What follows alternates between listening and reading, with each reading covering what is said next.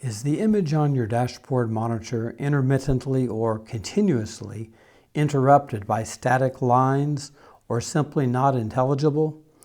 Your monitor may even go completely black. There are many possible causes, and you may even end up having to replace the camera in the tailgate. But before you spend a lot of time and money, try this simple trick that might remedy the problem. The problem may be that your camera has worked itself away from its electrical connections. This could cause intermittent or persistent problems with the image on the monitor. An easy way to check this is to look just above the license plate and gently push the camera lens backward into the liftgate, just like this. You may feel a little movement, but you won't likely feel any click or snap. Now go back into the truck and check out the monitor. Hopefully your camera is working fine like mine. I hope this helps.